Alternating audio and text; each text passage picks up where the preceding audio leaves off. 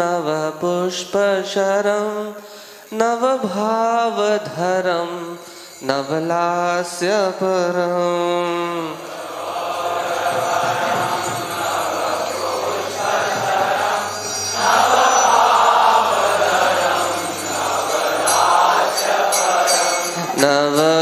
नवगौरवरं नवपुष्पशरं नवभावधरं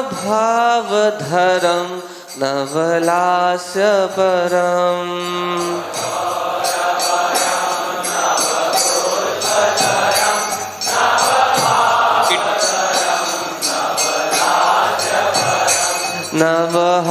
नवहास्यकरं नवहेमवरं प्रणमामि शचीसुतगौरवरम्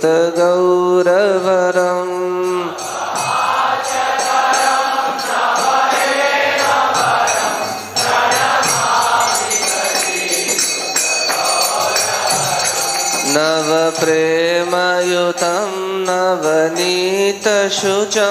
नववेशकृतं नवप्रेमरसम्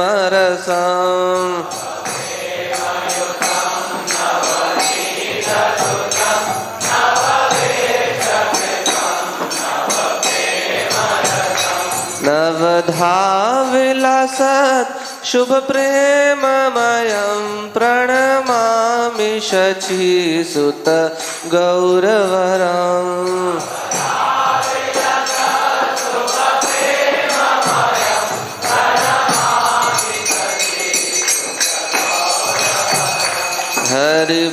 हरिभक्तिपरं हरिनामधरं करजाप्यकरं हरिनामपरम्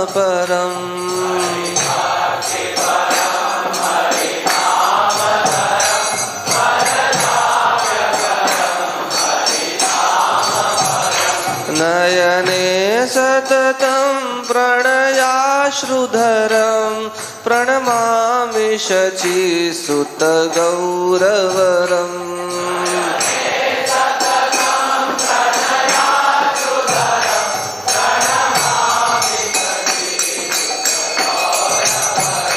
सततं जनता भवतापहरं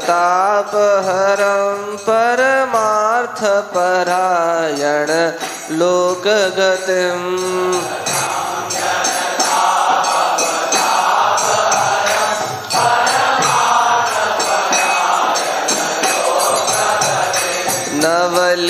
नवलेहकरं जगतापहरं प्रणमामि शचीसुतगौरवरम्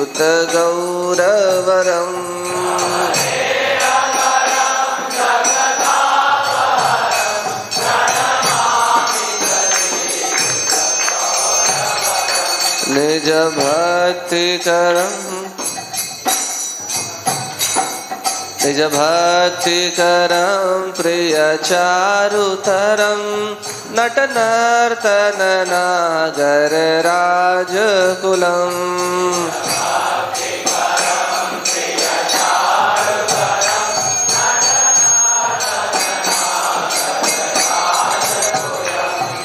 कुलकामिनी मानसलास्यकरं प्रणमामि शचीसुतगौरवरम्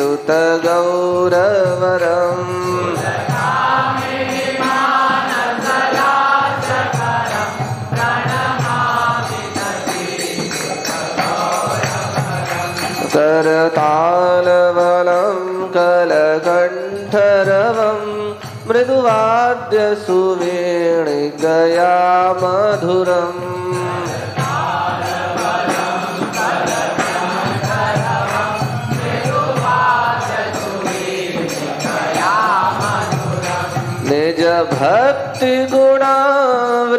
निजभक्तिगुणावृतनाट्यकरं प्रणमामि शचीसुतगौरवरम्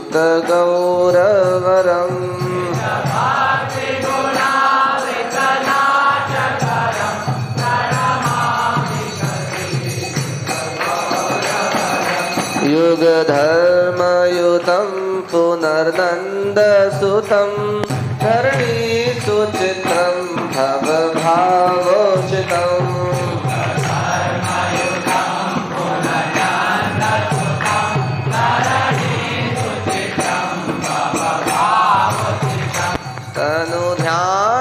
संस्थितं निजवासयुतं प्रणमामि शचीसुतगौरवरम्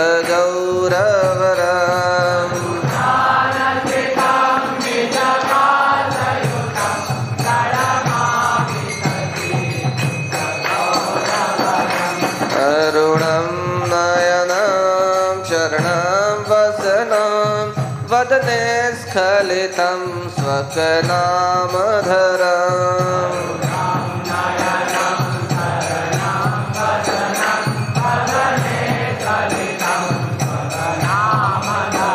कुरुते सुरसां जगता जीवनं प्रणमामि शचीसुतगौरवरम्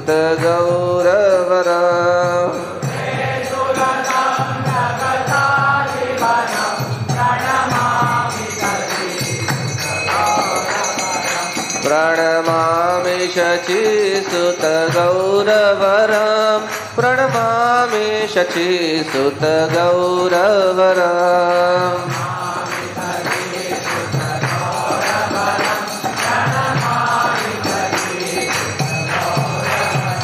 प्रणमामि शचीसुतगौरवरम् प्रणमामि शचीसुतगौरवरम्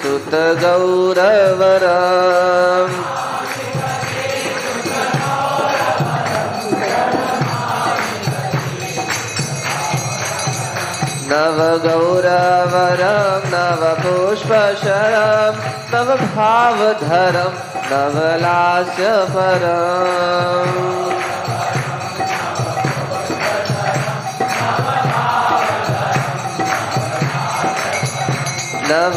नवहास्यकरं नवहेमवरं प्रणमामि शचीसुतगौरवरम्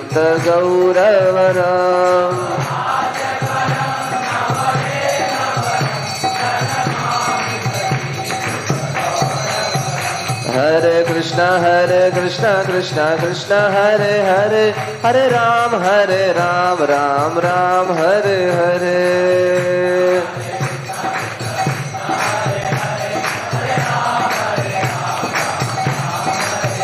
हरे कृष्ण कृष्ण कृष्ण हरे हरे हरे राम राम राम हरे हरे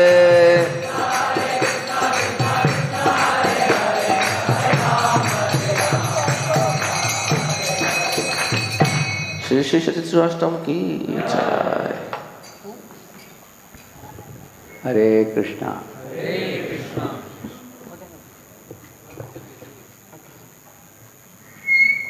जय राधा माधव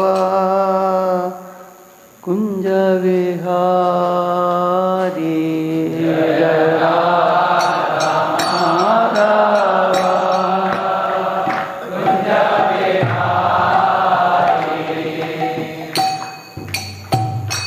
जय राधा माधव कुंज विहारी जय राधा माधव कुंज विहारी गोपी जरा वल्लभा गिरिवरधारी जय गोपीजन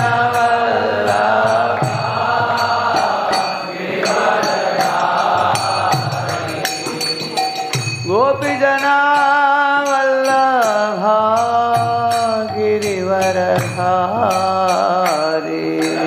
गोपीजना वल्लभा गिरिवरधारी यशोदानन्दन व्रज जनरञ्जन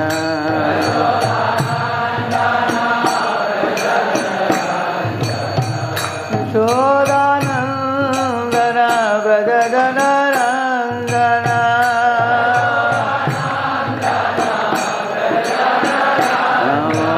तेरा वनचारी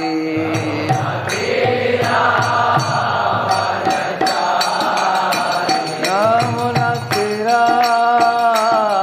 वनचारी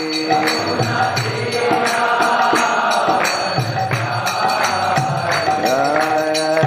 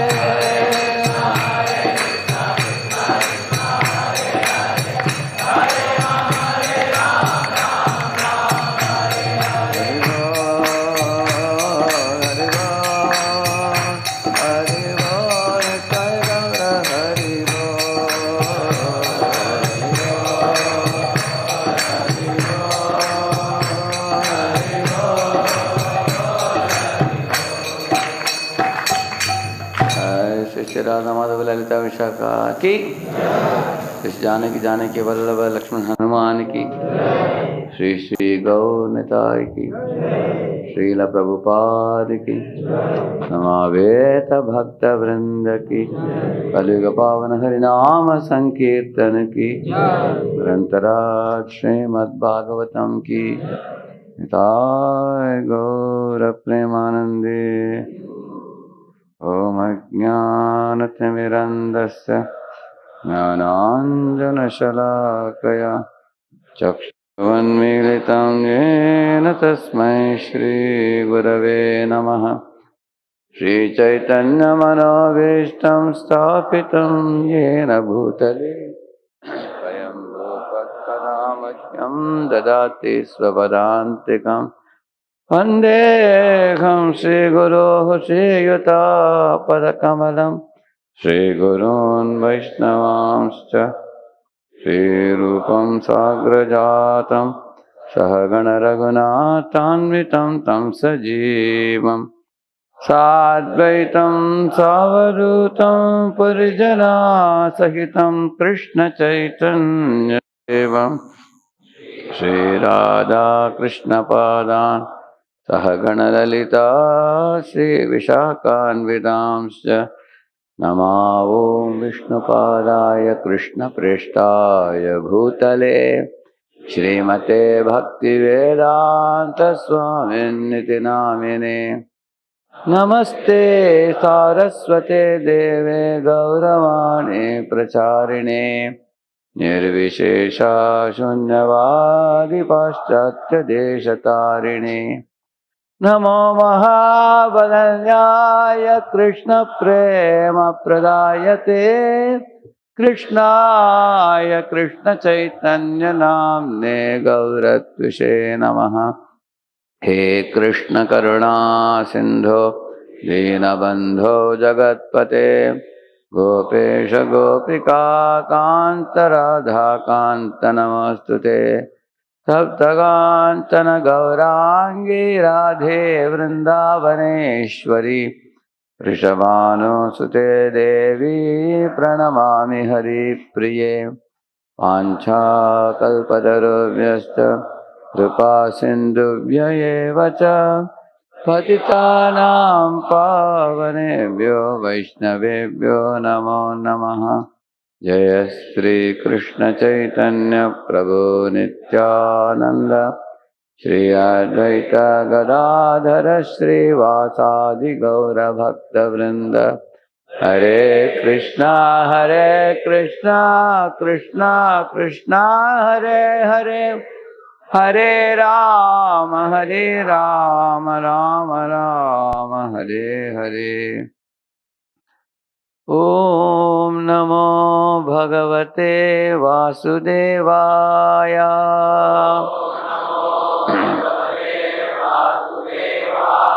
ओम नमो भगवते वासुदेवाय।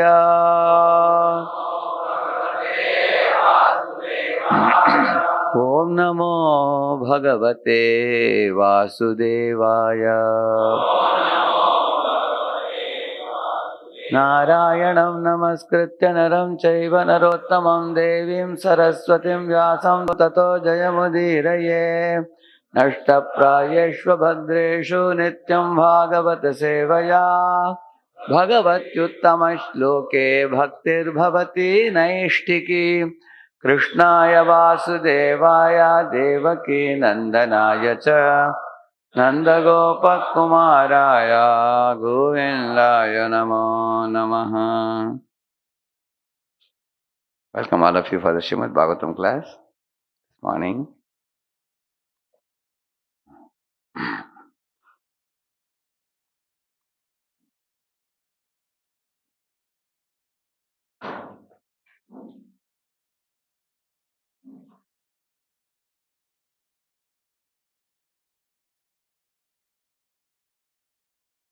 What was the verse number yesterday?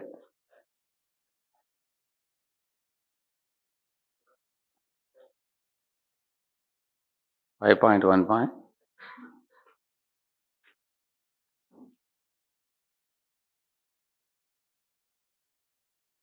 5? Not 1. 7, yeah. 5, 7, 11, yeah.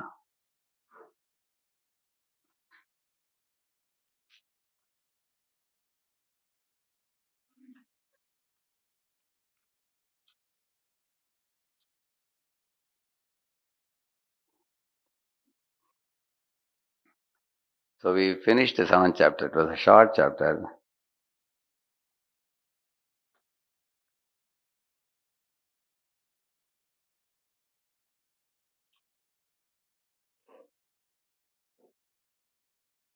Yeah.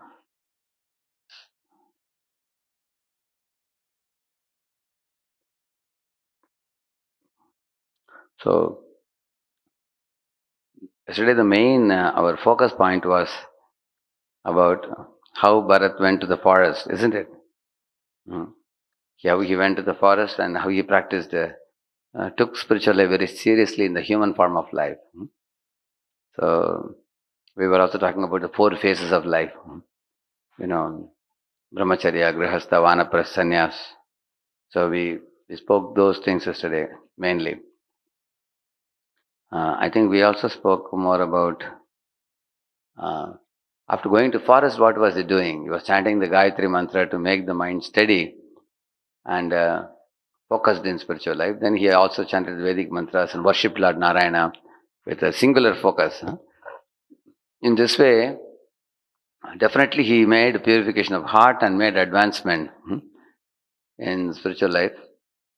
So we also learned that we should also be focused. So I gave many examples yesterday, like pouring oil or welding or Arjuna's concentration and all that we discussed yesterday. Not let the eyes and ears wander, but be very focused in our sadhana. So therefore spiritual life means we withdraw our absorption in material clutter, withdraw our mind from matter and absorb it in spirit, supreme spirit, Krishna. That is spiritual life.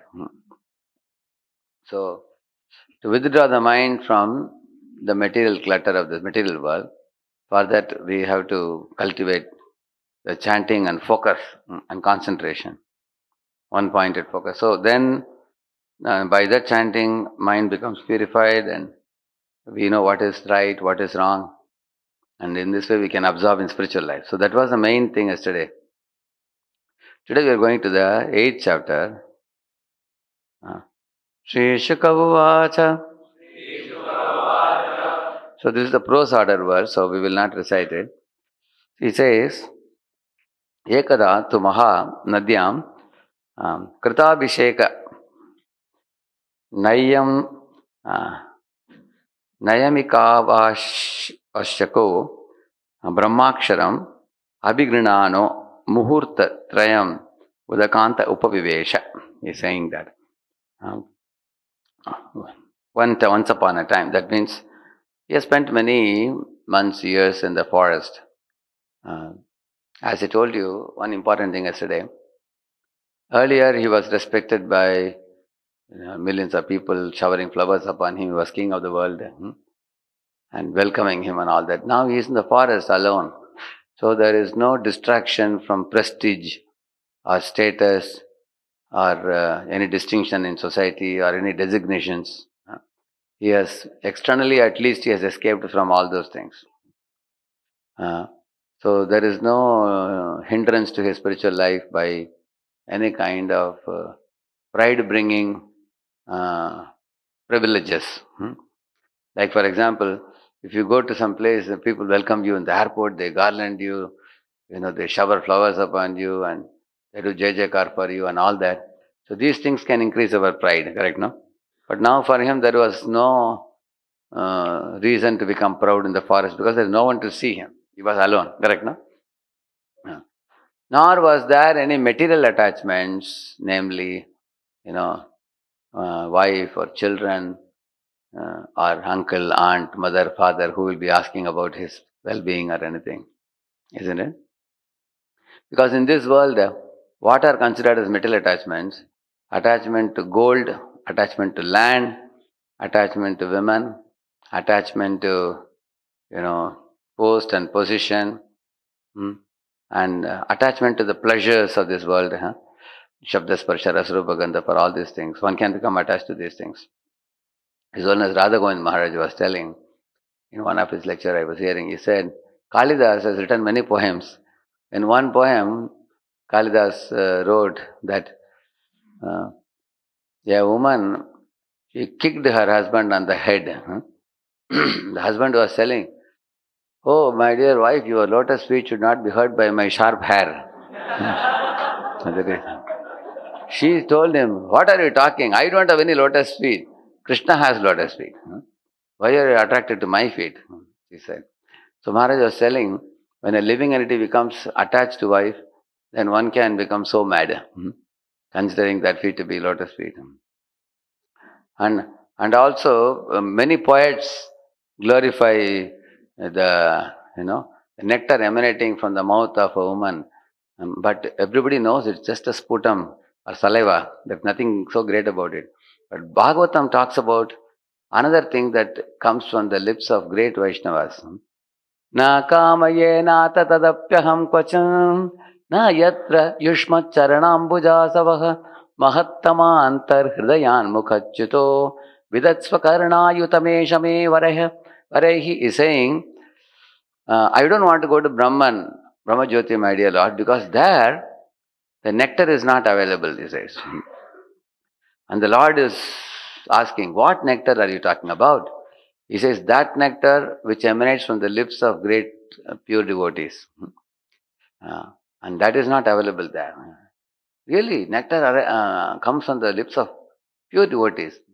Generally, what comes from the lips? From the mouth, the saliva comes, or some speech comes. But what is that nectar you are talking about? He's saying, next verse, anybody knows the next verse? You can just find out.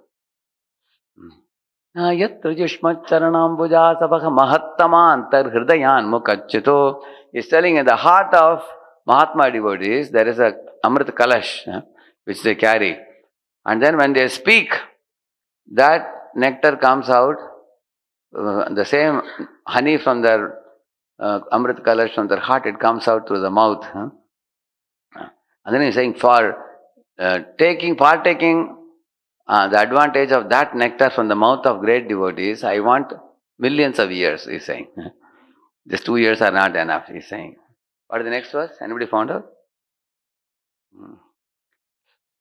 If you say na kamaye, if you put immediately it will come. Na kamaye natha. Okay, I can find that. Sa uttama shloka mahan mukhachyuto.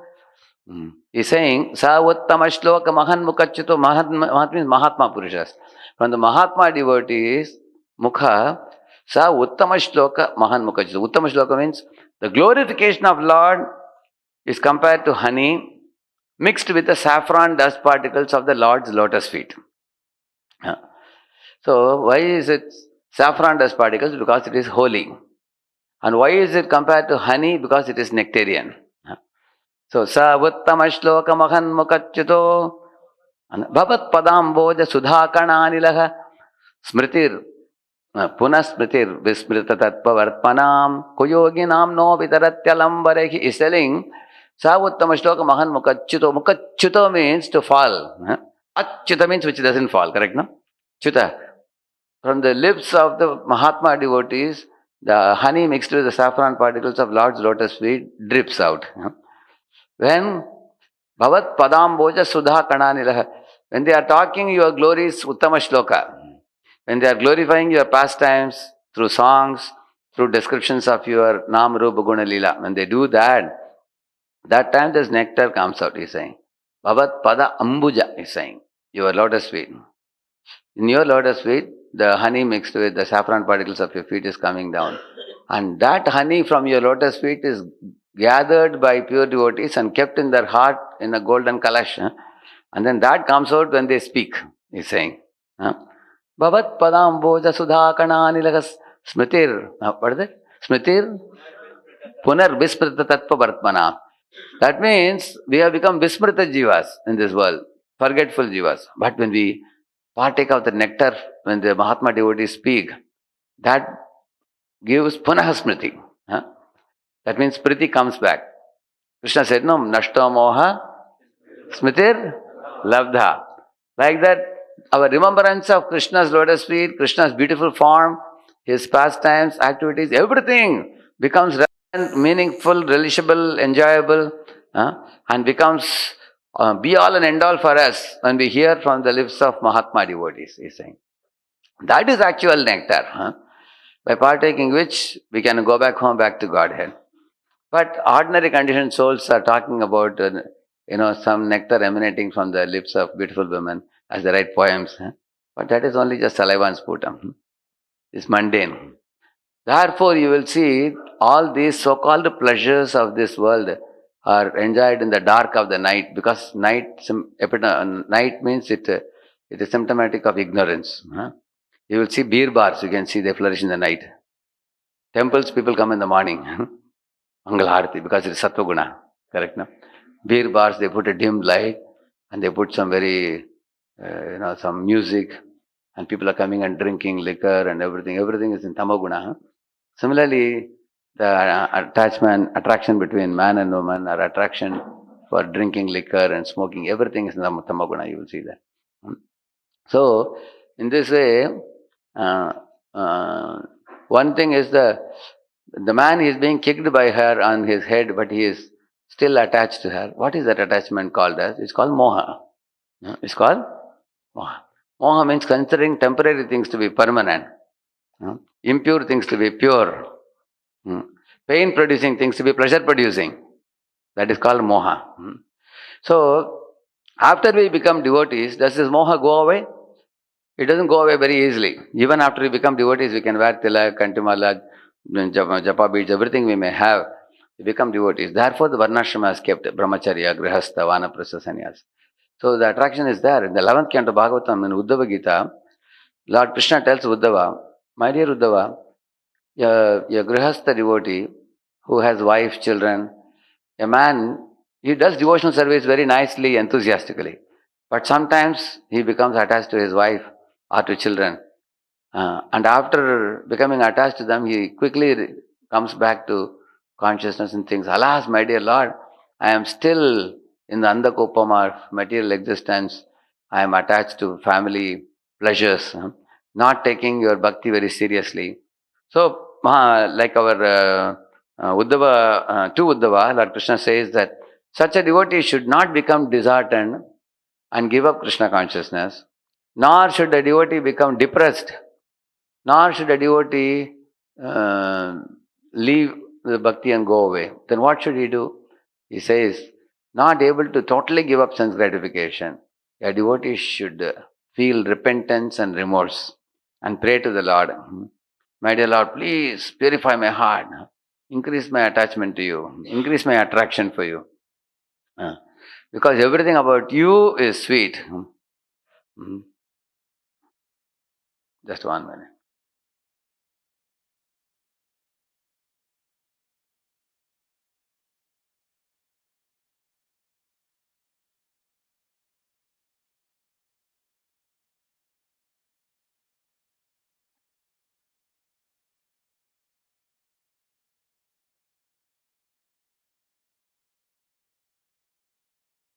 Yeah. See, therefore, devotee should recite the Srimad Bhagavatam to understand this. How everything about the Lord is sweet. Adaram maduram vadanam maduram adharam maduram vadanam maduram nayanam maduram hasitam maduram nayanam maduram hasitam maduram Hridayam madhuram gamanam madhuram Hridayam madhuram madhuradipate rakilam madhuram madhuradipate. See, he is saying, in the spiritual realm you will find the bodies are all very beautiful. Lord is very beautiful, the devotees are also very beautiful. What are their bodies made up of? Sachidananda Swarupam. Actually, that's the beauty of the spiritual world. One day, one of Prabhupada's disciples made one item in the kitchen. That was some special item, somewhat like Rava Laddu type of item. But many things are put up in that. It was not intended to be made as Rava Laddu, something else came out of that. So they went and gave to Prabhupada. Prabhupada ate it. As soon as Prabhupada tasted it, he said, oh, this is simply wonderful, he said. And then they asked Prabhupada, what name can we give for this? Prabhupada said, call it as Simply Wonderfuls. And that became very popular recipe after that. Now all over ISKCON people make. And then Prabhupada said, just see, Krishna's prasadam is simply wonderful. Everybody said, Hari Bol, they said. Prabhupada said, see, Krishna is so wonderful. And then he said, and Krishna's beloved Radharani, she is so merciful and she is so wonderful, he said. And Krishna's cows are so wonderful. And Krishna's devotees are so wonderful. And Prabhupada said, all of you are wonderful. Krishna conscious philosophy is so wonderful. Our chanting and dancing is so wonderful. Like the Prabhupada said, ultimately everything is wonderful. He said, in relation to Krishna. So, this song is similar song. He says, when Krishna plays on the moonlit night, the moon shines on his lips. So therefore his lips look very beautiful. And his face is like a full moon. Radha Vrindavan Chandra, we say, no? It's like a full moon. It's very beautiful. And Nayana Madhuram, his eyes are like lotus petals. Shantakaram Bhujakshanam Padmanabham Suresham Vishwadaram Gaganasrisham Megavaranam Shubhangam Lakshmi Kantam. There is Kamala Nayana. And then Hasitam Madhuram, when he smiles, the gopis are describing Krishna's smile when he is returning in the evening after herding the cows and calves. They are talking about his curly locks of blackish hair and his loving glance and the beautiful smile. That is Hasitam. In the Bhagavatam it is said, if you can see the smile of the deity, your ocean of suffering can be evaporated. Hasam Hare Ravanata Kila Loka Tivra Shoka Ashru Sagara Vishoshana Atyudaram, it is said. It can evaporate ocean of sufferings. Many people come and say, I am suffering so much, please pray for me. Actually, they should appreciate the smile of the deity. Then he's saying, Hridaya Madhuram, his heart is very beautiful. Why? How he treats Sudama. Therefore, his heart is very beautiful. I showed you yesterday how he treats, and one of the programs I was showing, how Krishna treats the peacocks with respect. So, you will see his heart is very beautiful. When he walks to the forest, the gopis are appreciating the lotus feet of Krishna walking to the forest.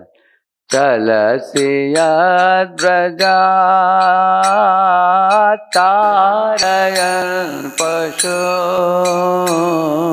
nalena sundaram natate padam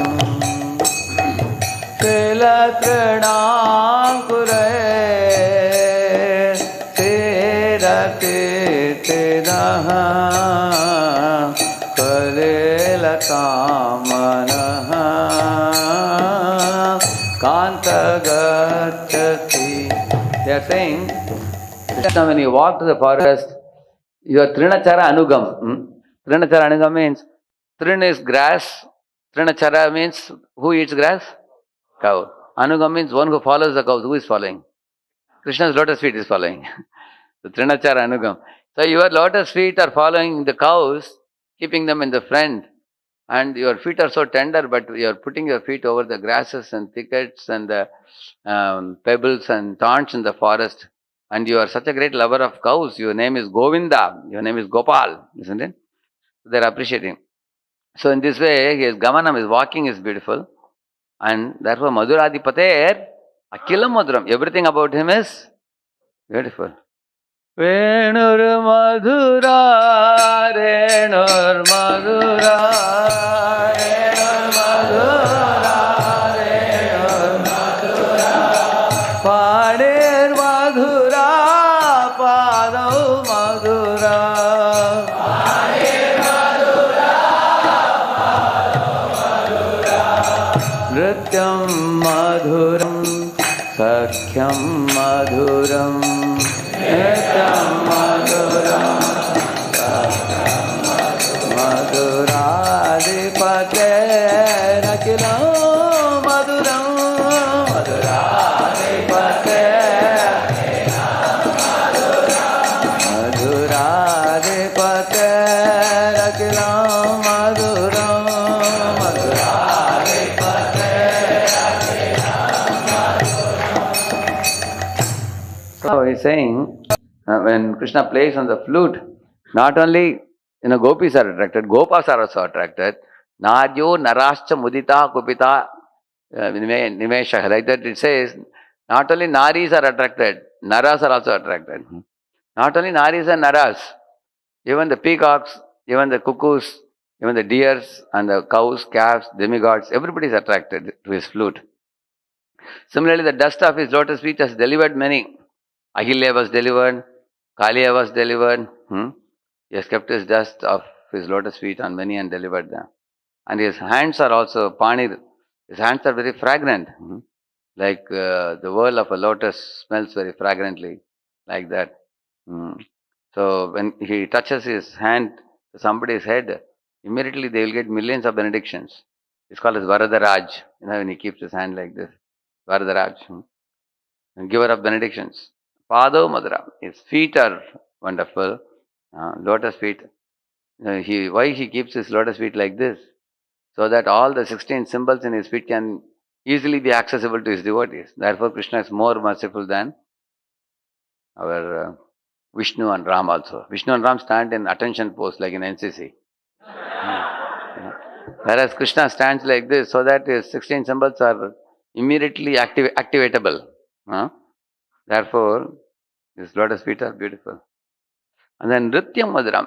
He dances on the hoods of Kaliya, and all the demigods are amazed by that dance. Maybe we'll show a little bit of Krishna's dance. We'll try.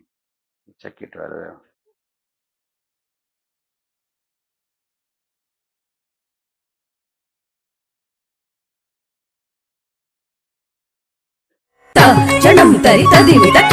అద్భుత నర్తన చిత్రిత ముద్రిత విద్యుతముద్భవమద్భుతమద్భుతం తాకుజనం తరిత తకుజనం తరిత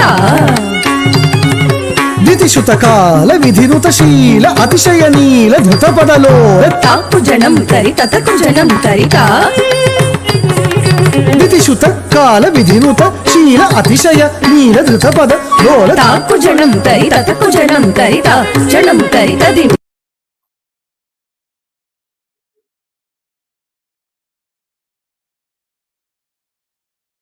Projector is not working? How often? Okay. So till now I was showing it was coming? That Radhara Madhuram was coming? Whenever it goes off, somebody should tell me.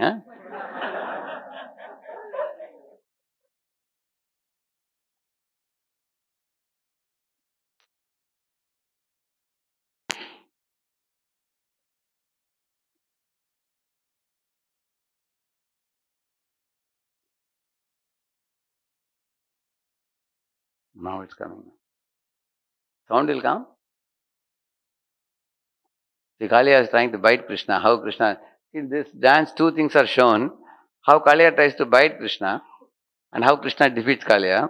And also, how the demigods and Vrajabasis delightfully glorify Krishna with sweet names.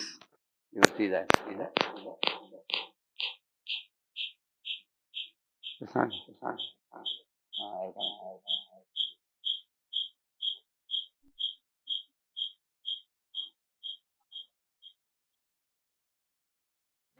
వనమాల రుణందర కృత కృతాకారం తత్తకజ్జం తత్తకన్నం తత్తకర్రం తత్తజ్జం తత్తకజ్జం తత్తకన్నం తత్తకర్రం తాకుజనం తరిత తకుజనం తరిత జనం తరిత దిమిత కిట జను తాకుజనం తరిత తకుజనం తరిత జనం తరిత దిమిత కిట జను అద్భుత నర్తన చిత్రిత ముద్రిత విద్యుతముద్భవమద్భుతమద్భుతం తాకుజనం తరిత తకుజనం తరిత జనం తరిత దిమిత కిట జను అద్భుత నర్తన చిత్రిత ముద్రిత విద్యుతముద్భవమద్భుతమద్భుతం తాకుజనం తరిత తకుజనం తరిత దితిశుతకాల విధినుతశీల అతిశయ నీల ధృతపదలో తాకుజనం తరిత తకుజనం తరిత దితిశుతకాల విధినుత శీల అతిశయ నీల ధృతపద లోల తాకుజనం తరిత తకుజనం తరిత జనం తరిత దిమిత కిట జను తధిమిత కిట ధిమితాద ధిమిత కిట ధిమితాద తధిమిత కిట ధిమితాద తరితజం తక తరితజం తక్కిట్ట కతంగ కతంగ తాం తధీం తతోం తతై తకరకమల ధృత అభయవర ప్రద తక్కుదిన్నం తకదిన్నం కిట తకతాతై తాంగతాతై తాం ధృగతగతగదిన్నం తాంగతాతై తాంగతాతై తాం కదంబ కిసలయమీతను పురపదం చలిత కృత పాదత్తాం తిల్లాన దృగతిల్లాన దృగతిల్లానా తగత్తగాయ ముఖ పరమంత స్మిత నవవర పూజిత పదైవలా हरि जय विजयी भवनंद कुमार भज जन परमानंद किशोर कालीय नटनानंद गंभीर करुणा रसयुत भव शरीर मद मधुकर मधुपधरल समनयन कमलदल चलन मुनि हृदयमपि चोर चातुर दयाकर मुरादिभीकर मद मधुकर मधुपधरल समनयन कमलदल चलन मुनि हृदयमपि चोर चातुर दयाकर मुरादिभीकर मद मधुकर मधुपधरल समनयन कमलदल चलन मुनि हृदयमपि चोर चातुर दयाकर मुरादिभीकर मद मधुकर मधुपधरल समनयन कमलदल चलन मुनि हृदयमपि चोर चातुर. So, in the pastime of Govardhan Lila, below the mountain, Krishna was exchanging loving rasa with devotees, right? He is called Rasaraj below Giriraj. Amarendra Prabhu calls it the hill that thrills. Which is the hill that thrills? Govardhan. Our Gauranga Darshan Prabhu calls it Rasaraj under Giriraj. That is his title. So, and above the mountain, there was purification going on. For whom? Indra. In Kaliya Navandila, it is reverse.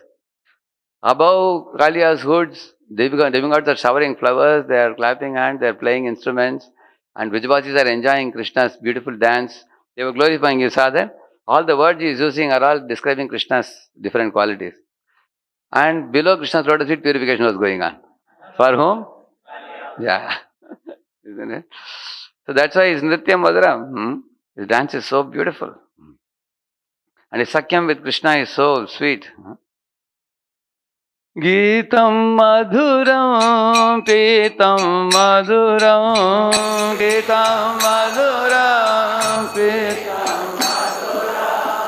Pitam Madhuram, Guptam Madhuram, Suptam Madhuram.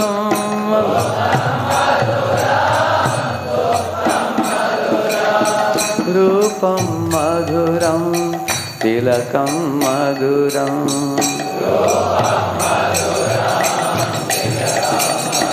Madhuradipate Rakilam Madhuram.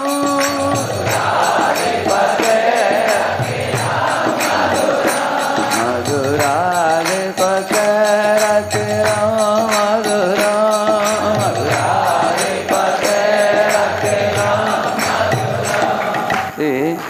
He is saying Gita Madhuram. His Bhagavad Gita is sweet. More than 5,000 years have passed, still people are studying Gita, all types of people. And his Pitambar was shining, which was observed by Bhishma Pitama. And his eating is also beautiful to watch in the bank of Yamuna. And he is eating god Jagannath. And his sleeping is also very beautiful. Many Yashoda's friends come to see Krishna sleeping. Sleeping beauty. And similarly, Lord Ranganatha is lying and sleeping. If somebody is sleeping, who will come to see? You go to meet your friend, if he is sleeping, you'll say, okay, I'll come later, you'll go away. Whereas the long queue of people go to see sleeping Lord Ranganath, who's lying in the Ananta Shesha and sleeping. So everything about him is sweet. His Rupam, his form is so beautiful. And his Tilakam, he wears a Kasturi Tilakam. Very beautiful. Madhuradipate Rakilam Madhuram. So I was showing this. Why? Because if one's mind becomes absorbed in Krishna's beauty, then one will not be attracted to the perishable beauty of this world. So Lord Krishna tells Uddhava that even though one may become a devotee, still the old lingering attachments are there. Therefore, there is a ashrama kept where one can gradually be purified of the material attachments, and both husband and wife can uplift their attraction to Krishna. Sometimes a man is attached, sometimes a woman is attached, sometimes children are attached to many petty toys and commodities. So, everybody in this world is suffering from the disease of material attachment in this world. So, that material attachment is called moha. Moha, it's called sneha and moha. Begins with sneha, eventually becomes moha. Illusion. Like Chitraketu was attached to his Harsha Shoka, correct? No? When that Harsha Shoka child was taken away, what kind of, he was falling and getting up and falling and getting up. He went mad, isn't it? And the queen, her hair was disheveled. She was loudly shouting and yelling and crying because that is due to the metal attachment, very strong metal attachment. Everybody in this world has to come to pass. No? Body has to die one day. But they were so much uh, attached to the child. So, therefore, here also, this pastime is about the metal attachment of Bharat Maharaj. It is said one day after finishing his morning duties, evacuating, urinating, bathing, Bharat Maharaj sat down on the bank of the river Gandaki and he for a few minutes and began chanting his mantra, beginning with the Omkara. Tatra tada Rajan Harini Pipasaya. At that time, one deer came there to the river out of thirst for water. Jalashaya Vyasham Ekaivopajagama. So, he's saying that certainly that when it arrived near the river, when that time he was observing it, the king was observing it. So, while the doe was drinking with great satisfaction, there was a loud sound of a lion very nearby behind the bush. So, this was generally the deers are very fearful creatures. If you see, they'll always look here and there with their eyes because they are afraid that anytime tiger or lion may catch their neck. They're afraid. So very fearfully it came and put the mouth in the water. But hearing the loud sound of the lion nearby, Vihvala, it is said, Vihvala word is there. So the deer becomes extremely afraid. You will see here. By nature, the doe was always afraid of being killed by others. Always was looking suspiciously, looking here and there with disturbed eyes. It was not fully satisfied by drinking water. But now the deer has to think about saving his life. So she leapt across the river. At that time, the doe was pregnant. When it jumped out of fear, the baby deer fell from its womb into the flowing waters of the river. Yeah. And separated from its flock. So the deer was already, generally deers never go alone. They go in a group. But now the deer came to drink water. So it was separated from its flock of deers, distressed by its miscarriage. Having jumped across the river, the deer became extremely tired and it fell down in the cave and died immediately. They said. So at that time, Bharat Maharaj is seeing the deer here. He was sitting on the bank of the river. See, there are many animals, birds are in this world, they die every day across the globe, you will see. But this thing happened in front of Bharat Maharaj's eyes. Correct, now? So, and kings are known for protection. Kshatriya. Kshat means what? They protect. So he protects women, protects children, protects old people, protects cows and brahmanas. And he treats Praja like his own children, sons. So naturally, the king had sympathy for all creatures. When he saw the mother deer dying and the baby deer drowning, he felt sympathy. So, like a sincere friend, he lifted the infant deer from the waves and, knowing it to be motherless, brought it to his ashram.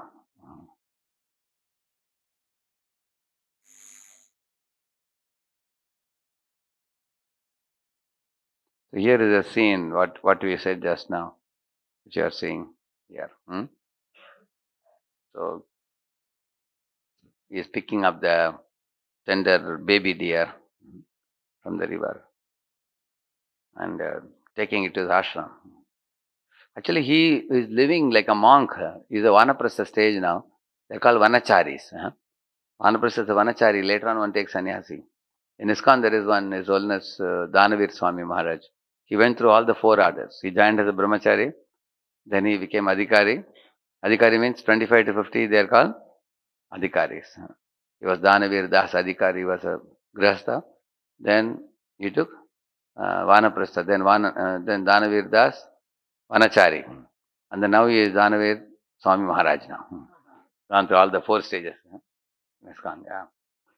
So I was fortunate to meet him in some of those stages. I have seen him, very great soul. So he also, you will see Bharat Maharaj has taken to the Vanaprastha order. He is in the forest. He is wearing saffron also, you can see that. And he is carrying the deer in the hand. and taking it to the ashrama to protect the deer from the lions and tigers, because right now the deer is very tender and helpless, correct now? So with that idea, he's taking the deer and so he thought that the deer is motherless now. Such an orphan should not be left behind. One should pay attention. Thinking like that, he took it to the ashrama.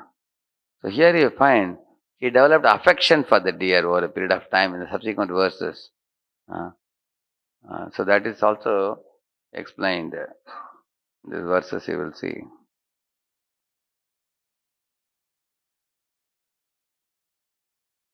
See, here he says he had almost reached the point of loving service to the Lord. But even in that platform, he could fall down to material platform. Lord used his example as a example to teach all of us. See, Prabhupada is saying spiritual salvation and liberation from material bondage must be worked out with great caution. Otherwise, a little discrepancy will cause one to fall down again into material existence. Whether you're brahmachari, grihastha, vanaprastha, sannyasi, whoever it is, even if you have spent 10, 20, 30, 40 years in Krishna consciousness, 50 years also, we all have to be very alert and careful. You can see Dhruva Maharaj, he had seen Lord Vishnu eye to eye. After coming back, he had a confrontation against yakshas. And he was about to become driven by rage and anger and develop hatred for those yakshas. But who protected him? Swayambha Muni came and gave advice. Samyaccha Rosha Bhadramte. He pacified him. He told him, it's not at all worthy for you to develop hatred for the yakshas, because then you cannot go back to Godhead by having hatred in the heart. Similarly, Bharat Maharaj went to a very advanced stage in devotion service, but he was getting distracted by this deer. Prabhupada is saying we should be compassionate by raising one from material platform to spiritual platform. Otherwise, at any moment, our spiritual advancement may be spoiled and we may fall down onto the material platform.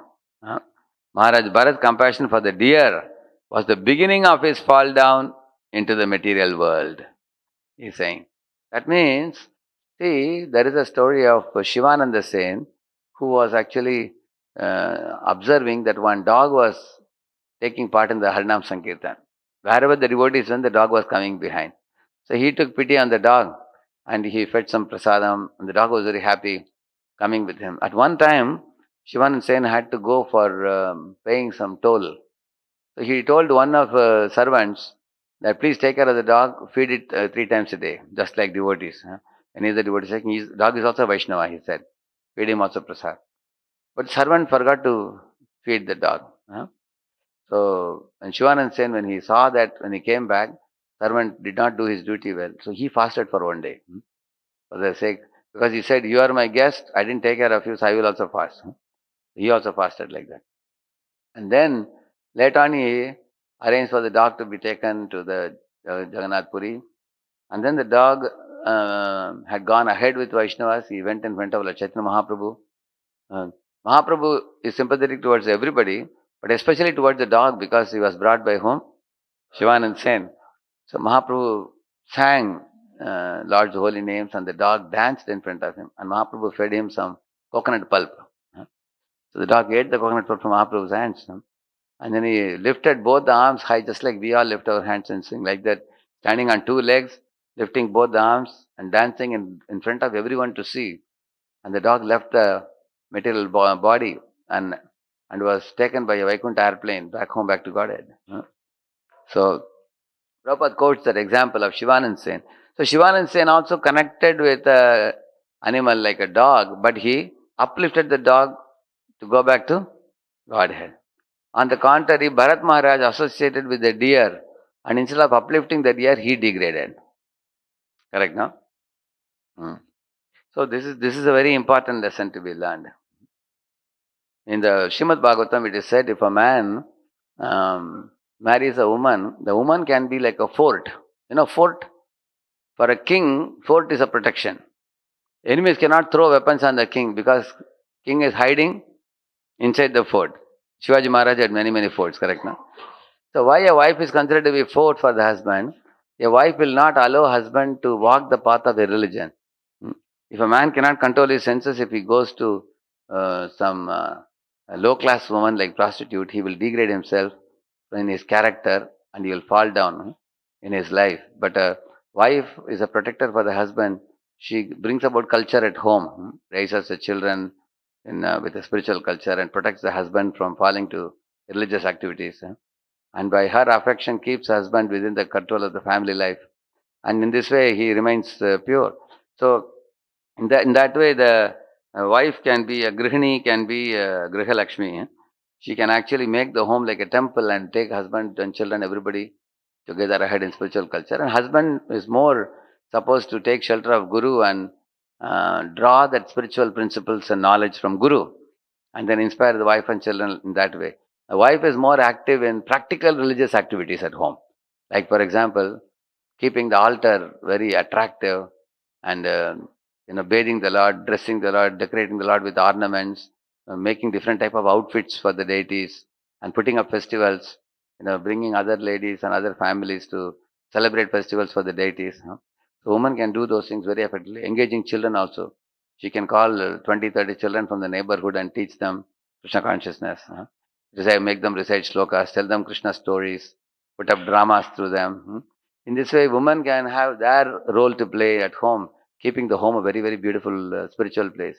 And husband finds the home very attractive. So he is also inspired to go to Guru and learn philosophy and come and teach also. Yedina grihe bhajana deki grihe te goloka vai. Yedina grihe bhajana deki grihe te goloka vai. Now who says this? Bhaktivinoda Thakur says. When I returned home, he had 10 children, can you imagine? Yeah, ask any grihastha, if you have 10 children, can you manage the family? With 1 or 2 kids, their head is spinning. You have 10 children, can you imagine? He says, when I come in the evening, some children are playing Mridangam Karta, they are dancing, they are singing, Aarati is going on, and the altar is, shining very beautifully, and the children, some children are worshipping the Lord in the altar. He says, when I come home in the evening, the Goloka is descending in my home, he's saying. Yedina grihe bhajana deki grihete goloko bahai, he's saying. So, the grihastha's home can be as much good as a temple, provided the woman acts as a protector of the husband, and the husband is connected to Guru, and he is also advanced in philosophical understanding, and they both are engaged in devotional service. Then the home becomes a spiritual world. On the contrary, as I told you in the beginning of the class today, if a husband becomes attached to wife's body, sometimes wife may tell her husband, "Why are you so foolish? You are talking about my lotus feet. Go to the temple and see Krishna's lotus feet." Isn't it? You are chasing after my body. That's what Chintamani told to Billamangal. She said, "You have so much attachment for me. If a iota of this attachment you have for Krishna, long before you would have attained Krishna." He said, "For me, you are chasing after my perishable body." Even she knew philosophy. She had to teach him philosophy. That's it. And then one day when she said this, Billamangal woke up. He said, "Chintamani, Somagirir, Guru me." He said, "Oh, my spiritual master in previous life, his name was Somagiri, and he is speaking through your mouth now. I will not waste a single moment now. Immediately I will go to Vrindavan." And he went to Vrindavan and became a pure devotee. He wrote Krishna Karanamritam and all that after that. Because she spoke so strongly, sometimes the strong chastisement works also. And he woke up. It's like a sleeping person, give a slap, he gets up. She gave a slap with her words. "Give up your moha," she said. Then nashto moha. Moha was gone after that. So, attraction of a man for a woman, or attraction of man for gold or silver or for land or for some material commodities. Some people are attracted to flashy cars. Some are attracted to gorgeous buildings. People are attracted to big businesses, money making. So all these things, these attractions become a problem or a great stumbling block in the devotional service if one ignores God and godly duties. We are not against any of this, provided a person is keeping Krishna in the center. Like one boy said, "Prabhu, in your lecture you are discouraging me. I wanted to become a big businessman and earn. I want to become a millionaire." I said, "Become a millionaire and give 50% to Krishna also." "Oh, that I have to think about it, Prabhu." Why are you so hesitant to give to Krishna? Make a lot of money and give a lot to Krishna also. Or if you don't want to give Krishna, then don't go in that direction. Become a serious devotee. Isn't it? So, therefore Prabhupada is saying we should be compassionate by raising one from material platform to spiritual platform. So, and then here Prabhupada is warning in that para, you see, spiritual salvation and liberation from material bondage must be worked out with great caution. So, we should be cautious of Maya, conscious of Krishna. Correct, no? So, Bharat Maharaj was little careless, not cautious. Correct, no? Should we be cautious or careless? Some people are careless, some people are casual. It is said if you are casual, you become casualty. Casualty means accident. So casual people get accidents. Like if you are driving a car, if you doze a little bit, what is likely to happen? Accident can happen. So in our life also, we have to be very attentive in the practice of devotion service. Little discrepancy will cause one to fall down into material existence, he says. Yeah. Yeah. See here, this is the verse I want to show you, this verse. All of you repeat this verse. Tasya hava yena kunaka ucchair etasmin krita nijabhimanasya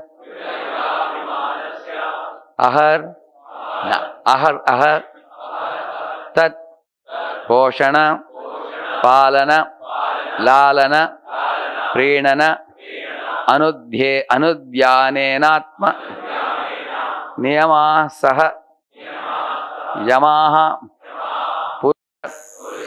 परिचर्यादय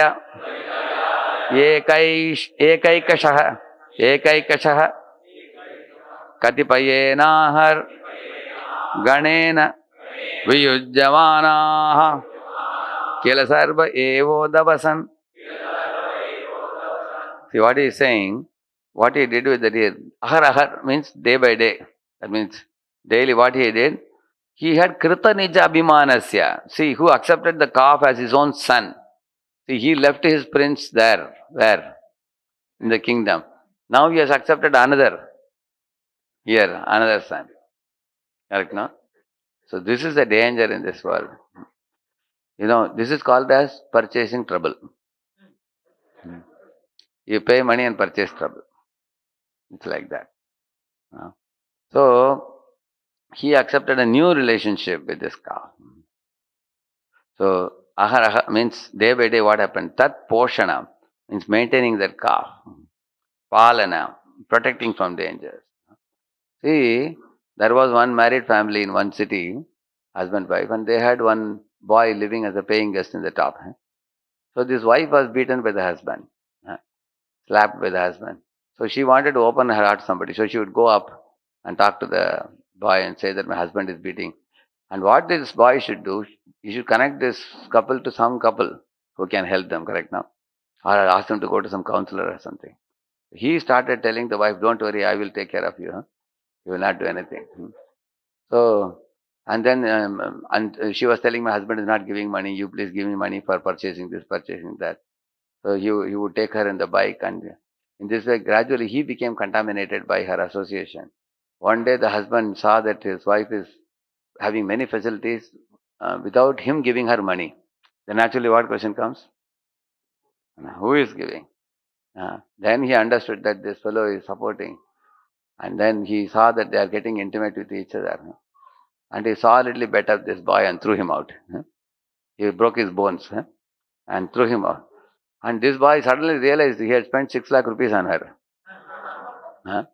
Whatever money he is supposed to save and give to his parents, he was giving it to her. Because he was getting some affection. He is expecting affection from her. And she is expecting shelter from him like a father giving shelter to a daughter. Her expectation was she wanted some man like a fatherly figure to help her, correct, no? She had no ill intention, but this fellow had ill intention. You understand, no? He didn't see her like a daughter. He's a young boy, she's a young woman. He saw her like an enjoyable object. So for that he had to pay 6 lakh rupees and get his bones broken. And this is called what? Purchasing. Don't purchase trouble in life. Because you are not her husband to maintain her. If a woman's husband is beating her, you should tell her, go to your parents. Because her parents are her shelter. Because one responsibility of the lady is her parents, another responsibility is the husband. If a lady has a problem with the husband, she should go to parents' home. And this fellow, foolishly, he entered that family problem and he got into trouble. Correct now? What is it called as? You remember these two words, don't forget. Huh? If you ever purchase trouble, remember this class. Therefore, that's what this fellow did. Tat Poshana. See, you may wonder, here dear talk is going on, why Prabhu is talking about, man-woman attraction. Actually, for different people, the deers are different. For an attached man, the wife or the woman becomes a deer. For this boy also, that woman became deer. For some people, smartphone is the deer. You have seen that? You have seen Hare Krishna, Hare Krishna. Beep, beep, it makes sound. That means the deer wants attention. And then if you are going to keep the bead bag aside and go to the smartphone, we are exactly like Bharat Maharaj. No difference. For different people, different deers. Correct, no? One shlok for every folk, different folks, different shloks, you say, no? Like that for different people, different deers. Correct, no? All of you think for a moment, what is deer for you in your life? Huh? So what is that deer? The deer is that thing which is your material attachment. What are your weaknesses? Don't tell anybody, keep it with you. Huh? But read this first time in that light. Huh? Everybody should think, I have some weaknesses for some people, something. Some are too much attached to, like, Dhritarashtra was too much attached to his son. Result, the whole dynasty was destroyed. See, affection is good, but not attachment. See, Rishabhadev had affection for his 100 sons, and he put all the 100 sons and gave them very good upadesh. That is real affection. Good father.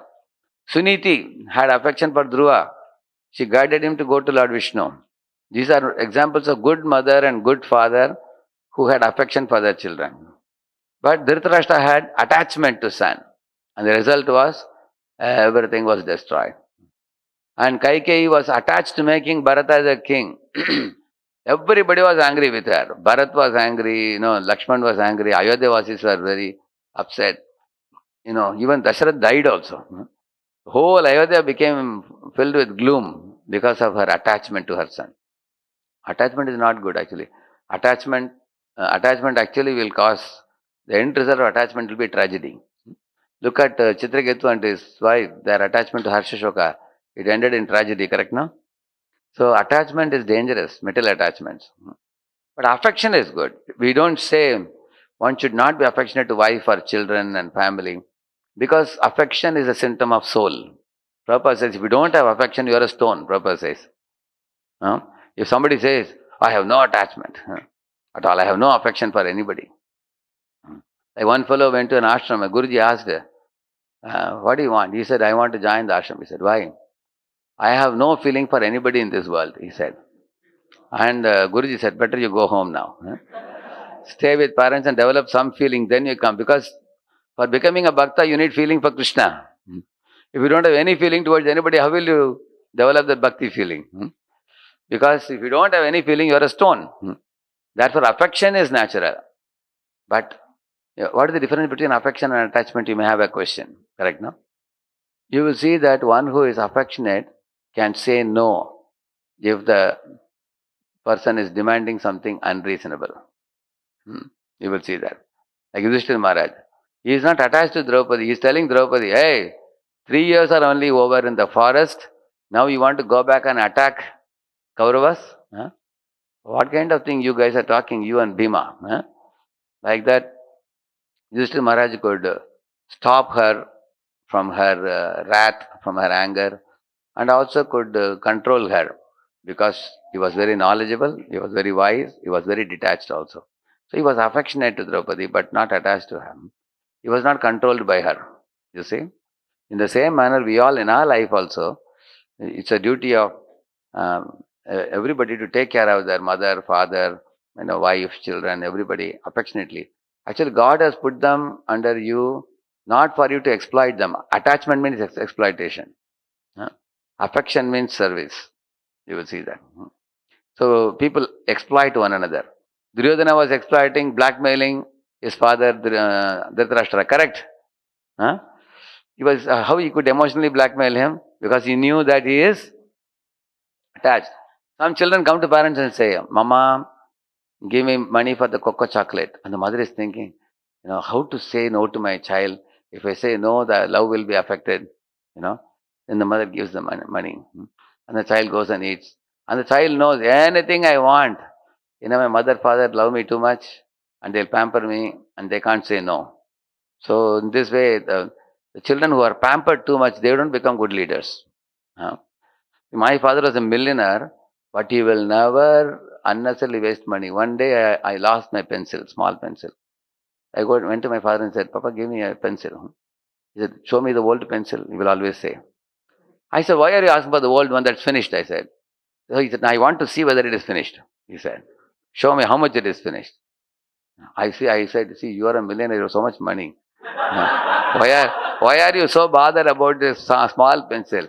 He said, nothing doing. Unless you show that pencil, you will not get another one. I had to spend 2 hours. At last, I found it inside one file. It was there. Then I showed him the small pencil. He said, still you can use it, he said. It has to become more half size, then only I'll give you. He will not waste a single penny, you see. He was very strict. So, actually, if you unnecessarily don't waste Krishna's energy, you teach people like, therefore, he was affectionate to me. He was liberal in many things. But at the same time, you will not waste things also. So if you are going to be attached, people can emotionally blackmail you. If you are attached to anybody. There are women who blackmail their husband or father or son if they are emotionally attached. They will mislead them. Same with men also. Men can exploit women if they are emotionally attached to them. If emotionally attached to somebody, you will be blackmailed. Therefore, we should know how to be affectionate and not be attached. And we should be detached and not be indifferent. What is the meaning of detached and not indifferent? Yudhishthira Maharaj was detached. At the same time, he was not indifferent to Draupadi. He was affectionate to Draupadi. So these are very deep things that are taught in the scriptures. A man has the duty to protect his wife and children and be affectionate to them, kind to them. He's a protector, provider and guide for the family. He should bring all the grocery and everything and put up the family. He's a provider. He should protect them. Protecting, the topmost protection is spiritual protection. And materially also he should protect them. And he should provide for them. And be a guide for them, like a compass for them to advance in spiritual life. At the same time, here as he says here, aharaha, tat poshana, palana, lalana. What he was doing? He was maintaining that calf, protecting from dangers, raising it or showing love to it by kissing and so on. Prinana, petting it in love. Anudhyanena, by such attachment. Atma niyamaha, that means his personal activities for taking care of his body. That means he even ignored his body. Saha yamaha, with his spiritual duties also, such as non-violence, tolerance, simplicity. Purusha paricharya adeha, including worship of the Supreme Personality of Godhead and performing spiritual duties. Eka ekashaha means it doesn't happen suddenly. Eka ekashaha means little by little. Day by day, you will see that material attachments will degrade your spiritual duties. You will see that. Someday you will see that morning 16 rounds didn't get over. 4 rounds are remaining. You will think that I will stand in the afternoon. I stand in the evening. At night, 10 o'clock, you find 4 rounds are pending. That means this is a sign of fall down. Prabhupada says we are degrading in our consciousness, keeping rounds for late night like that. It doesn't suddenly happen. Similarly, you go home, that is parents are watching TV. So you think, I should not be fanatic, just for for them to feel nice, I will also just give them company for some time, 5 minutes. And you go for 5 minutes and they get up and walk out and you are watching. You are watching for another 2 hours, changing the channel, this channel, that channel, watching different things like that. So in this way, you will see everything starts little by little. Maya doesn't want your 24 hours. She says, just give me 1 minute. And from that 1 minute, she will slowly extract half an hour, 1 hour, 2 hours. Eventually, you will suddenly find Maya has occupied your whole system. Similar to that story of the sheikh you must have heard. Now, sheikh was sleeping inside a tent and the camel put his head inside and asked, Sir, it is too cold outside. Is it all right if I have my head inside? And the sheikh was so tired, he said, all right, he said. After some time, the camel was thinking, this fellow is very comfortable inside. And I am outside, my whole body is freezing in cold. Then the camel asked, sir, it is too cold. Can I put my two front legs inside? And the sheikh said, all right, he said. Then he put two legs inside. And suddenly the sheikh was feeling chill all over the body, freezing cold. And he opened his eyes and he saw the stars in the sky. Do you know why? And he saw the moon also. What does it mean? Camel occupied the whole tent and he kicked him outside. That is how Maya comes. Maya will first put leg inside. Sir, can I come in? And if you are attached, what you will say? Okay, all right, no problem. Little bit is all right, okay. And little by little, she'll occupy whole everything. So therefore, Jada Bharata became so strict. Later on, when Bharata became Jada, see, Bharata symbolizes carelessness. Jada Bharata symbolizes caution. Bharata is lenient and Jada Bharata is strict. You will see that. Jada Bharata behaved like a deaf, dumb, and man who cannot speak or who cannot hear. You correct, no? Later on, when the same Bharata became deer in one life, and then third life he became Jada Bharata. He was very strict. You see, one day I was going in the train. I was sitting in the berth. My train journey is the only time I can study a lot. I study Bhagavatam for 20 hours, sometimes 15 hours also. I like long train journeys. Many people tell me, can we give you a flight ticket, Prabhu? I don't want any flight ticket. I want train ticket. Why I want train ticket? You can study. Nobody can disturb you. Go to the berth. Just open Bhagavatam. Hours and hours you can study. That's why I underlined all these things. And you can make notes and everything. So when I was sitting, my assistant was crying, Prabhuji, do you know? Down, those who are sitting there, Tamil family. He said, I told him, shh. Don't tell them, I said. Whenever I got down, that family talked to me in Tamil. I only talked to them in Hindi. So they thought I am a North Indian. They were thinking like that. So, and it was going on. I was speaking generally in Hindi only to them. After the train was about to reach the destination, just half an hour before I came down, then I spoke to them in Tamil. Of course, they were very happy. தெரியாது எங்களுக்கு நீங்க தமிழ் பேசுவீங்கன்னு சொல்லிட்டு like that they were saying. We never knew that you speak Tamil, they were saying. And they started lo talking.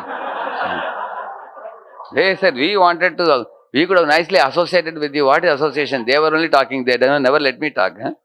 Talking so many things. So anyway, I allowed them to talk whatever they wanted and told a little bit about Prabhupada, and then I got down from the train. Then I told my assistant, see, why I told you not to tell my language? Because I followed the footsteps of Jada Bharata. Correct, no? Jada Bharata, why he was like deaf and dumb? So that he can focus on the Supreme Lord. Because if these people knew I am a Tamil fellow, my Lord, they will strip off my time. They will get me down and they will talk low. Throughout the journey, all my time would be gone. So sometimes you can act as Jada Bharata in situations where you think people will unnecessarily waste your time. You agree? Better to be deaf and dumb in places that people do prajalpa. Correct, no? How many of you understood this example? You understood it? Oh, everybody understood. Okay. So, here, that's what we are saying. See, he gave up his bodily care, his own bodily care. He gave up his spiritual duties in this way. Purusha paricharya adeha ekashaha. Every day, little by little, day by day, katipayena aha ganena. With the passing of the days, viyujyamanaha means he gave up those activities. You can see in the picture I showed you how he gave up. See, if you look at this picture, you can see he is offering ahuti to Vishnu, in the yagnic fire, but he is not attentive. Where is his eyes? That is the point. He has become distracted. He has become distracted. So we also can check, where is my attraction? See, first principle is attraction. If we are distracted, that means we are going for an alternative attraction. That's the meaning. Distraction is what is the definition of distraction? Alternative attraction. So here his attraction is not Vishnu now. His attraction has become dear now. Because out of the 5 A's, the first A is attraction. Little attraction you have for something, then only comes attention. And when attention comes, then by the continued attention on something, you develop the third stage is attachment. Attachment comes. If you continuously focus, dhyato vishayan punsa leads to sangasteshu pajayate. That means if you repeatedly contemplate on something, like I have been contemplating on Prabhupada's lectures for many years, I saw that the more you hear and contemplate, then you develop attachment to those lectures. You develop, and that is a good attachment, correct, no? Spiritual attachment is good attachment. Material attachment is condemnable. His Holiness Bhakti Tirth Swami, 10 days he stayed in Chopadi temple one time, in the 1990s. So I was very fortunate. I was there with him all 10 days, attending all his programs and everything. So he will make everybody dance all over the temple hall. One of the morning Guru Puja time, he made everybody dance so much. Everybody was sweating. Then everybody sat down. Then he also sat and started the Bhagavatam class. After singing Jayarada Madhava, he said, and then he said, dear devotees, the goal of life is to become mad, he said. And everybody was wondering, really? To become mad? And he said, yes, the goal of life is to become mad after Krishna, he said. Unless you become mad after Madan Mohan, he said. Who is Madan Mohan? Krishna, yeah, Madan Mohan. From the Sanskrit word mother, only English word mad has come. Therefore, Madan Mohan is Madan Mohan, he said. Because he is from American Africa, so he speaks like that. He said, unless you become mad after Madan Mohan, he said, you will become mad after a woman, he said. So the choice is yours. Whom you want to become mad after? The choice is yours, he said. So here also, he is not becoming mad after Krishna. So naturally, he is mad after deer. Therefore, the attraction leads to attention. And repeated attention can lead to attachment. On anything. Anything you repeatedly pay, whether material or spiritual. Like for example, look at a mother. The mother bathes the child, dresses the child, decorates the child. Sometimes the mother puts a gopi dress to a girl, little girl. Sometimes she puts a rubber band above her, like this. Sometimes she makes jata like this. Correct? Sometimes Indian dress, sometimes frock or something. So when she is decorating the child, taking the child to school and bringing back, feeding the child, tending to the needs of the child enters into her mati, into her chitta. So you can ask any mother, effortlessly mothers can see the form of the child even in their absence. Do you agree? You ask any mother will tell you. In the same manner, child also can effortlessly think of the mother's form without any difficulty, even in their absence also. Because they are repeatedly attending to the child and the child is with the mother, they develop a very strong bond like that. Same thing we should do with the deities, and same thing we should do with Krishna also. If you are repeatedly hearing the message of the Srimad Bhagavatam, you are developing attraction to the deity form of the Lord. And then you are repeatedly interacting. Spiritual interactions you increase, and that will lead to attachment. And reduce the material interactions. Therefore, we say maximize Krishna time, minimize Maya time. Because when you maximize Krishna time and Krishna interaction, attachment will develop. Like if a boy and girl marry, for example, parents bring a boy and girl together. On the day of marriage, they may not even know each other. They have never spoken before. And not that they have great love for each other. In Indian system of marriage, generally, nowadays people will find partners before only. But actually, ideally speaking, in Vedic marriage, boy and girl, whatever the parents fix, they come together. But you will see when the girl is repeatedly serving the husband, cooking for the husband, tending to the needs of the husband, eventually she develops affection for the husband and he develops affection for her so strongly that after 5 years they become inseparable. You've seen that? Sometimes you find in a family when the wife dies at the age of 75 or 80, the husband will die within 3 months or 6 months. You've seen that? Because they cannot be separated. They have developed such a strong attachment. How? Because of repeated dhyato vishayan, repeated interaction. In one sense it is good also. Why it is good? Because husband and wife should stay unitedly for the whole life, assisting one another in spiritual life.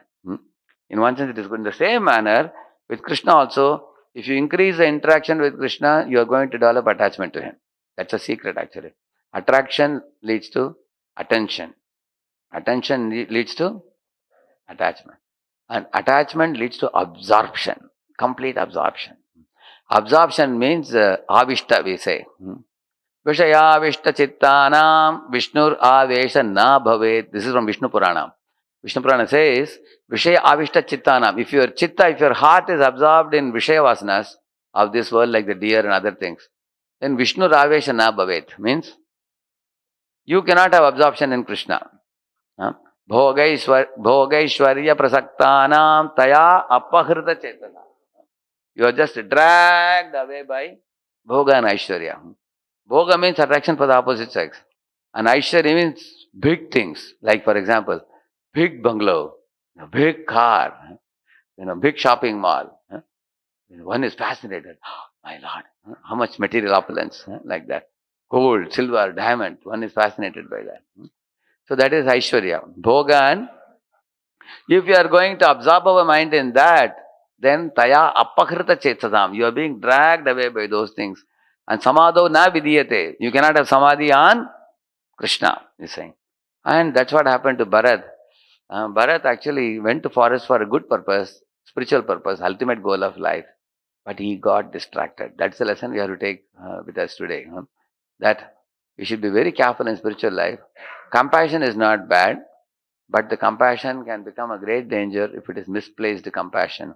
That is you will see that he neglected his sadhana, spiritual sadhana, in the name of his duty. So you all are students, you have your studies, and you have your Krishna consciousness. Sometimes somebody becomes extremely sports oriented or study oriented, or some boys are attached to Hollywood, Bollywood songs. Some are attracted to movies which they were watching. Secretly, they want to watch movies and everything. So these are all going to be distracted. You will see that two things are important for you: your academics and your spiritual life. They should go like a railway line. Mamanusmara Yuddhacha.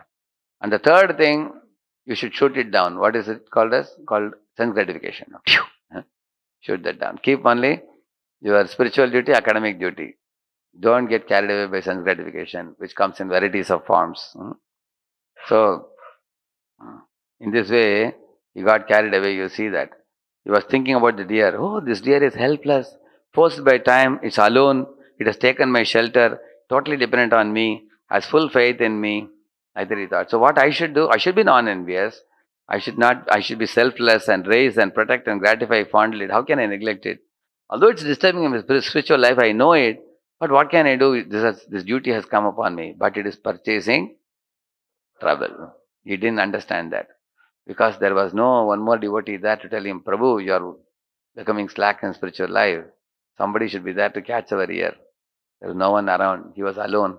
Therefore, in Krishna consciousness, Prabhupada said, practicing spiritual life alone means you are in hallucination, Prabhupada said. In Kali Yuga, Shange Shakti Kali Yuge. In Kali Yuga, the Shakti is in coming unitedly and chanting the holy name and practicing spiritual life. It's very difficult in Kali Yuga to remain alone, like what Bharat Maharaj is doing. Even in those days, by living alone, he fell down. What to speak of now? In Kali Yuga, you can be easily packed, sacked, and carried away by Maya very easily. Very easily. Because Maya comes in multiple forms. One devotee was telling, just see the small silicon chip. The silicon chip is from where? From sand. From sand, a small silicon chip. And that silicon chip is shaking the whole world now. You can see that. Maya can come in a silicon chip also, in a piece of sand also she can come. You can have 50,000 songs now in a CD-ROM, isn't it? A small thing. You can have so many things. So, in this way you find that Maya comes in varieties of forms, subtle forms nowadays. Subtle forms. So, therefore one has to not neglect one's sadhana. By being, Sripad Ramanacharya says, just to put yourself in the association of devotees. Don't worry about anything else, he says. Just be with devotees, that alone will take care of everything else. Prabhupada is saying, be cautious, don't neglect. Neglecting rules and regulations and chanting Hare Krishna will cause fall down. Rise early in the morning, bathe, attend Mangalarti, worship deities, chant Hare Krishna, study Vedic literatures, and follow all rules prescribed by Acharyas and Guru, Prabhupada says. So morning program, what it does, chanting destroys material desires, gives determination and awakens sleeping soul. Nice, no? So this is chanting. Chanting chur chur kar dega all the material desires. If one is chanting intensely, and it gives determination, willpower will be increased by chanting, and it awakens a sleeping soul. Jiv jago, in that song he says, Yeneshi Aushadhi Maya, Masibar he says, Harinama Mahamantra, yeah. So it wakes up the sleeping soul. And also, Yanamashati Matrayana Puman Bhavati Nirmalaha. Nirmala means it removes all the material desires and gives determination to practice spiritual life. And if we're not chanting, we get spiritual weakness. And we are deviated into material ambitions, you see. And regulative principles, what it will do, if you follow 4 regs, we lose our desire for sinful habits. Not only you give up sinful habits, you lose your desire only. How many of you are eating meat before, but now you have given up? Yeah, correct, no? Now, any of you, do you lament that you have given up meat eating? Huh? No, you have no attraction for it now, isn't it? You have lost your desire because you are following the regulative principles. And you get a firm conviction and bhava for Krishna. If you strictly follow this. Then studying Prabhupada books, discuss the subject minutely and inspect it, scrutinizingly study from various angles. But such study plus seva, if you do this, that gives you knowledge and bliss. When Prabhupada book study gives knowledge, and when you practically render seva, you get blissful experience. And you become convinced. And it is very easy to do the morning austerities. And you become ultimately successful in Krishna consciousness. And so hearing is compared to eating grains and drinking water. Both are important, isn't it? So hearing lectures and reading Prabhupada books is like eating grains and drinking water. If an ordinary man does not eat, he will grow weak and die. To hear and explain the scriptures is more important than just reading. Not only you all should read, you also should preach to some people whatever you have read in order to remember what you read. Hearing and explaining leads to assimilation of the philosophy. So these are all very important things. Chanting, regulative principles, studying Prabhupada books and hearing lectures. So if you take care of these things, we will not fall prey to Maya. We will be... So deviation causes fall down, though highly advanced. We should never think we are very advanced simply because one has accepted sannyas order. You see, if sannyasis have to be careful what to speak of us, should be very careful. So, okay, we'll stop here. You have been very patiently. This was a very important verse which I showed you. So, this is the purport which I have made it into slide which I showed you just now, based on this purport only. So, one question for 3-4 minutes and I'll stop. After that, anybody? Yes? Please give the mic. Where is the mic? Hare Krishna, Guruji. Oh, Hare Krishna, yeah. Yes, Guruji. Okay, here. Yes. Guruji, if we do have attachment to some object or something, is there any way out that we can convert Way out that? is develop attachment to Krishna. Okay, When you Guruji. have higher param drishtva. We were there. Next question, there. Give him. There, mic. Yeah. And attachment to Krishna, we are not saying that somehow you become attached. We are saying a procedure also for that. What procedure I told you today? Increase your interaction with Krishna in varieties of forms. So Krishna comes as holy rivers, Ganga, Yamuna, Kaveri. Krishna comes as holy deities. He comes as holy books. Comes as holy prasadam. He comes as holy name. He comes as holy devotees. He comes as holy deities. He comes in multiple forms. Increase your interaction with spiritual objects. Follow the 64 principles given by Rupa Goswami in Nectar of Devotion book. Nectar of Devotion book is called as Law Book of ISKCON, Prabhupada says. Read those 64 principles and follow them. If you follow, you are increasing your interaction with the Lord. That's how we don't have to even worry about giving up mental attachment. You automatically give up when you advance in increasing these activities. Yes, one question quick. Yeah. Hare Krishna Prabhuji. My question is, like you said that we should be disciplined like Jad Bharat. But my question is that those times were a little different, and today like people are in corporates and in colleges. So how can we be disciplined and at the same time not be indifferent to daily people we meet? I mean, Say we can for gel up with example, others. say you are working in a computer project where there are 5-6 people who are not devotees. You can be business-like while dealing with them. For example, for the work's sake, you can deal. If they tell you hi, you can also say hi. If they say good morning, you say good morning. You don't have to say Hare Krishna. You don't have to say. But you won't lose anything by saying hi to them, correct? No?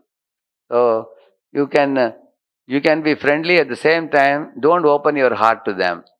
For example, if you're dozing in the company, for example, they ask you why are you dozing. You say, I got up early in the morning. I have to chant 16 rounds. If you say like that, they will say, I get up at 8 o'clock. Why do you get up so early?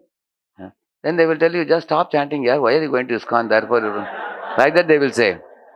On the contrary, you tell a devotee, Prabhuji, in company, I'm feeling like dozing. And the devotee will ask you, what time you sleep at night? If you say, I sleep at 11:30, that's the problem. Huh? Instead of 11:30, you sleep at 9:30, you won't sleep. You sleep at 9:30 and rise early and chant and go to company, you will never feel sleep. So therefore, we should open our mind only to devotees. So non-devotees, be business-like. You can actually be superficially friendly for the sake of business sake, and we don't open our heart to them. So Bhaktivinoda Thakur says, if you lovingly deal with somebody, you are making yourself vulnerable to them. So with devotees, you can be vulnerable because devotees will not exploit you, whereas outsiders can exploit you if you become vulnerable to them. Agreed? See, in home, many times all of you are willing to open your mind and be vulnerable to your near and dear ones because you know that near and dear ones will not exploit you. Correct, no? So, in the same manner, in company, you cannot open your heart to non-devotees. They are going to drag you to Maya. Huh? Therefore, for the business sake, we can deal with them business-like. Like I'm a college student, I can exchange books or notebooks with them. I can talk about career. I can talk about the growth prospects. I can talk about some subject like mathematics, something which I don't know. I can ask them, and maybe small things we may talk. How are you? When are you going home? When are you coming to college? How was your stay at home? Hi, good morning. That's all. Huh? You don't go and open your heart about your life and everything to them. Regarding your opening your life, you open your life to devotees and take help. All right. Thank you. Hare Krishna Puji. Can I go on, Pramana, put till 10? Okay. Where is Puji. it? Yeah, where is the mic? Yeah. Puji, I just want to know, Puji, like for the core spiritual practices which we do, like morning, chanting, Puji, we start with very good motive, like we for the pleasure of Guru and Krishna. But eventually, with time passes, it dovetails into material desire. Like getting my at 4 o'clock will make me Guru and Krishna happy. But then it turns to like because if I don't early rise, then the chanting flows to whole day and whole thing goes away.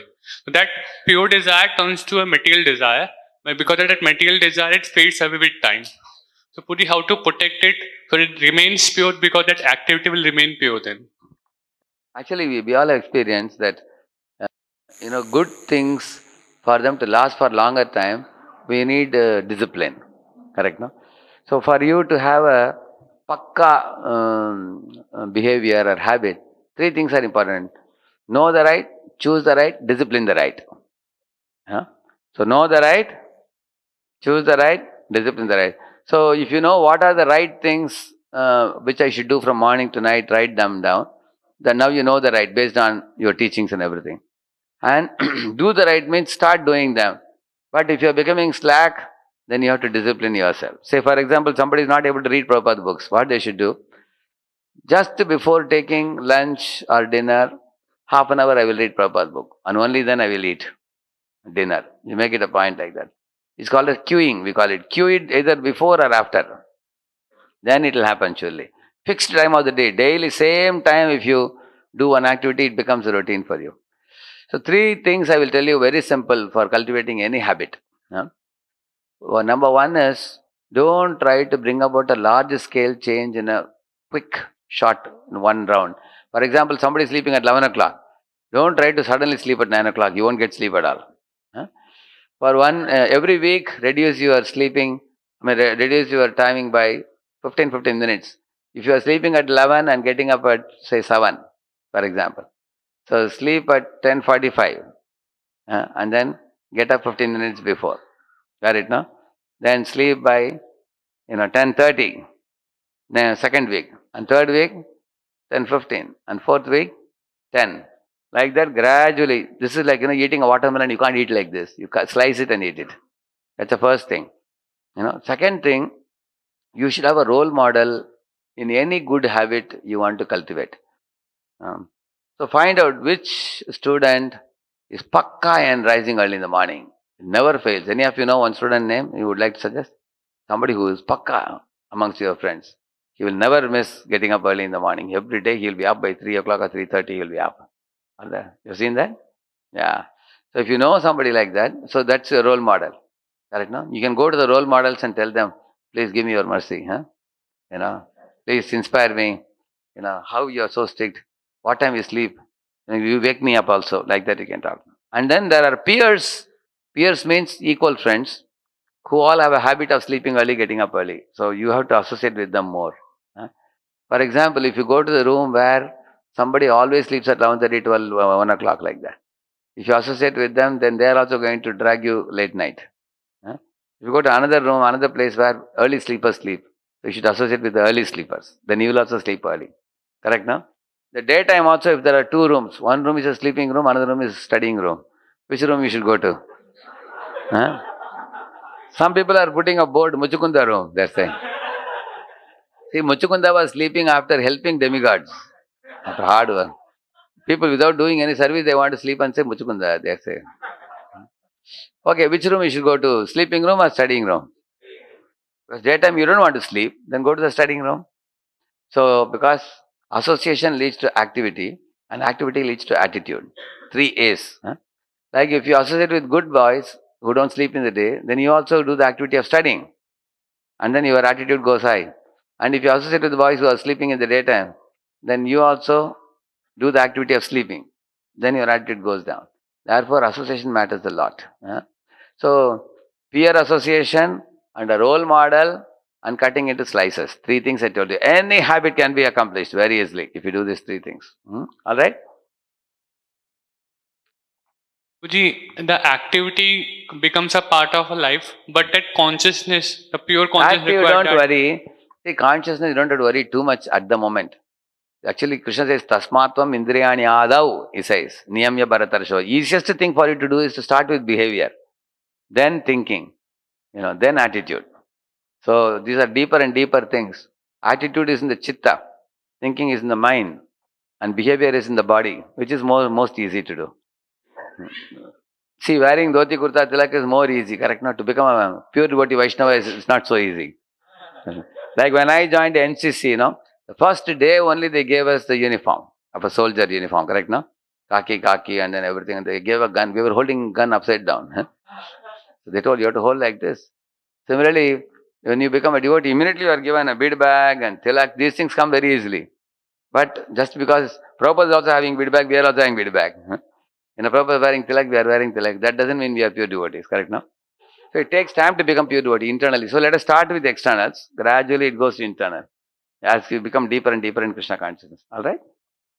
Srila Prabhupada ki, Gaur Bhakta Vrinda ki. Thank you very much.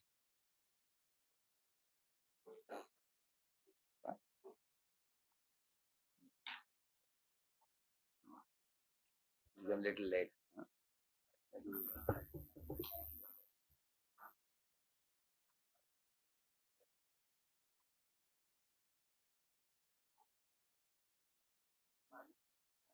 Hare Krishna. So Prabhuji gave a wonderful class, and he spoke about how considering temporary things to be permanent, how this is moha. But if somehow we can absorb our mind in Krishna, how all our material attachments will be gone. So he told 5 things. So you have to tell, after attraction what comes? Attention. After attention, then affection. Yes. So I'd like to thank His Grace Radheshyam Prabhu for giving such a wonderful class by 3 times loudly chanting, Vivo! Vivo! Vivo! His Grace Radheshyam Prabhu ki jai. Srila Prabhupada ki. Also, there is one very important announcement.